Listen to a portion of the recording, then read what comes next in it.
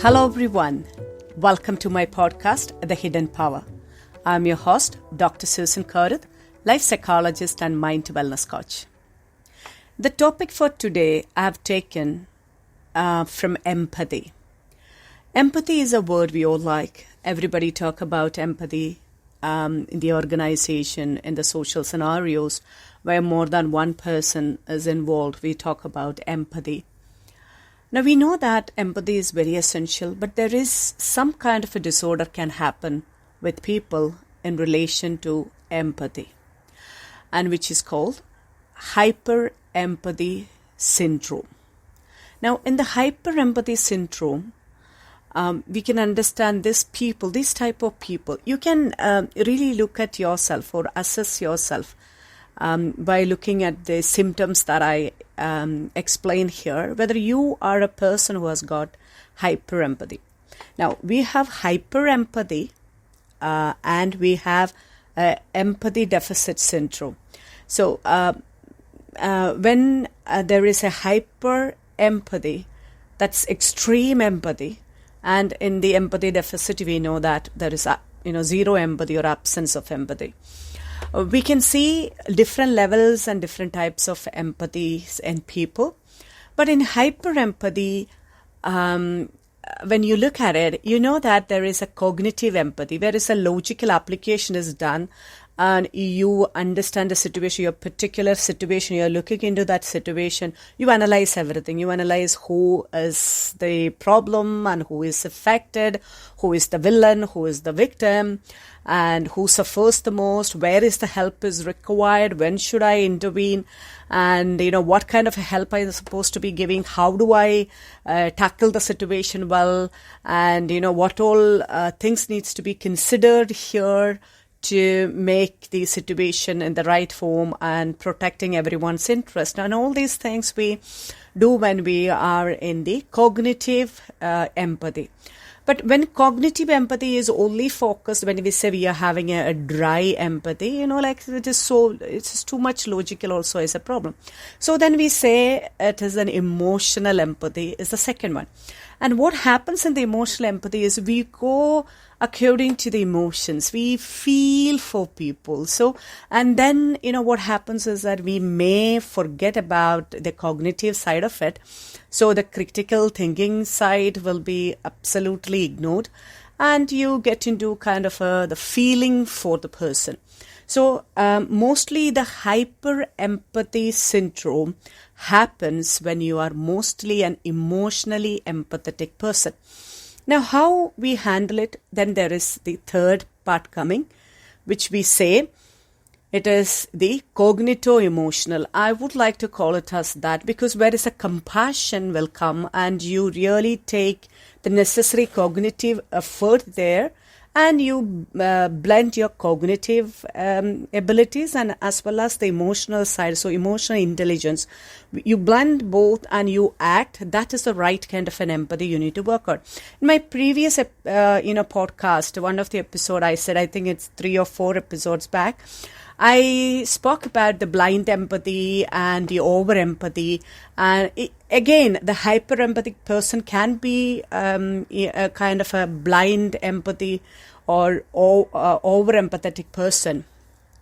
Okay, so what happens in the hyper-empathy? We think that, why I can't be so empathetic to people. And you can be misused by the other person. They will take advantage of you. And you consider your life as, it is maybe less fortunate. I am here to only help people. I need to suffer for others. And you ignore your well-being completely. So you lack a self-empathy. We all need to feel empathetic to ourselves. Let me tell you something. If you are not feeling empathetic to yourself, who else will feel in this life? Nobody else will feel. So you need to be first considering, okay, am I empathetic to myself? Now, if you have empathy towards yourself, it's a blend of the cognition and emotional. You are in the right track. Now, if you are in hyper-empathetic mode, what happens is that you suffer in silence and you don't mind taking so much of suffering onto yourself to help others. That means you say, okay, I am here to make your life so good, and I don't mind undergoing so much of pain. And I can see that mostly in Indian culture. I come from India, so I know that how people are. Now, there are so many family members, the youngsters, they come and they struggle and they do a lot of hardships. They go through a lot of hardships and they work. They just wanted to build their, help their siblings and family, for their sisters to get married, for the brothers, younger brothers to get education and, jobs and everything. And they mostly sacrifice themselves, and most of them sacrifice their own life for others. Then this is what we say, you have a hyper empathy over there. Now, another area, it can be any reason. See, here you're thinking that their role as a breadwinner or a only supporting member of the family, I must be doing it. But they ignore, okay, others also has got some responsibility. And most of this people who are shouldering the entire weight of the responsibility of bringing up the family, they don't share their hardships to the other members of the family, and they think that it is something like that they are doing very big sacrifice for them. And I can say that this is absolutely a hyper empathy they are suffering from. So hyper empathy syndrome is not a psychiatric illness or anything, but it is the cognitive, the lack of cognitive or emotional intelligence area, we can say that. And when you are sacrificing for others, you feel completely drained out. Your energy goes, you feel so low. And I can say that, we all have energy. We have energy. Our psychic energy is there, and that energy that in the life that we gain. And when we are with the hyper empathetic people, when they are with other people, and once they finish with them, they help them, they interact with them, being with them, going through so much of those kind of issues maybe, and helping others and everything, they just get drained out, the complete energy, and they feel so tired.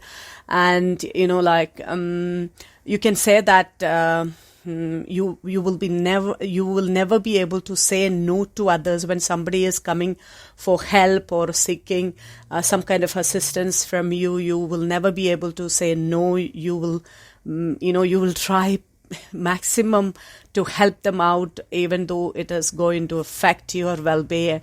Then mostly the hyper empathetic persons will not have a kind of an emotional control. They just they feel so emotional with situations and with people, or maybe somebody is hurting others, some bad news is coming, they feel so emotionally affected. And staying in stress and anxiety or in a completely painful situation for days and weeks and months, maybe is their routine life, maybe something like that. Because they just don't feel pain for themselves, they feel pain for others suffering too. So that the people who suffer from hyper empathy, they live in suffering, or they live in pain for days, weeks and months, because they feel for animals, they feel for men, men, women, kids, and everything. They feel something bad happens, they immediately emotionally feel so much of emotional pressure, and their anxiety and everything will come there. So I would say the hyper empathetic people need to be very careful in their life, because they need to come out of it, because it's not good for them to be in that particular situation. They need to have a self-empathy. You need to develop that self-empathy. Mainly what happens is that in the hyper empathy, you are not able to set a healthy boundary, and the boundary will be very weak, very porous or loose, and not very strong. And also they ignore their cognitive abilities, where they can handle situation in a logical way.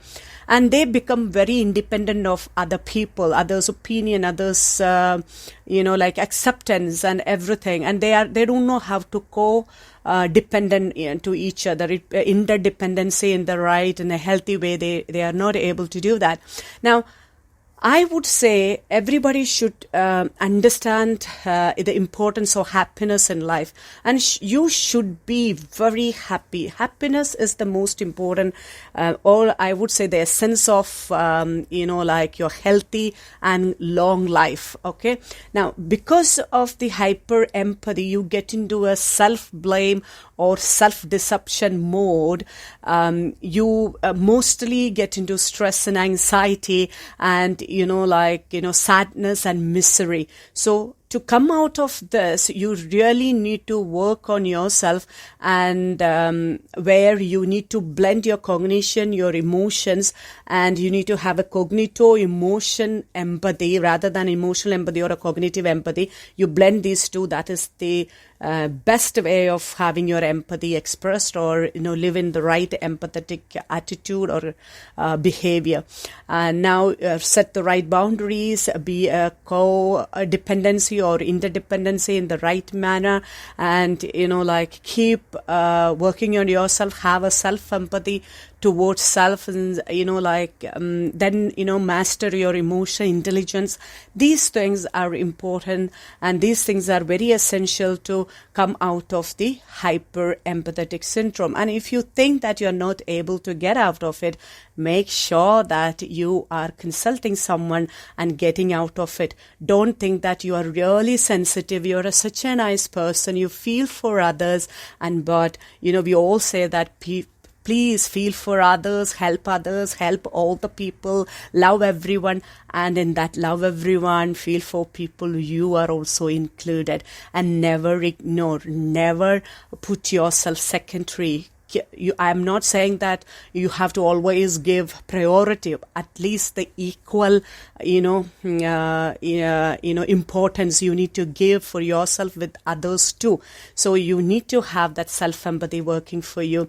So with that, you can overcome your hyper empathy. And I would say, you need to work on yourself, listen to various good messages and podcasts.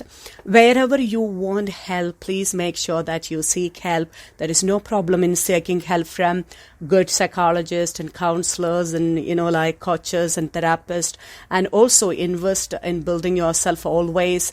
And you can listen to Hidden Power podcast, make your personal transformation easy and flawless. I am your host, Dr. Susan Koruthu. I will see you in the next episode. Until then, live well and laugh more. May God bless us all.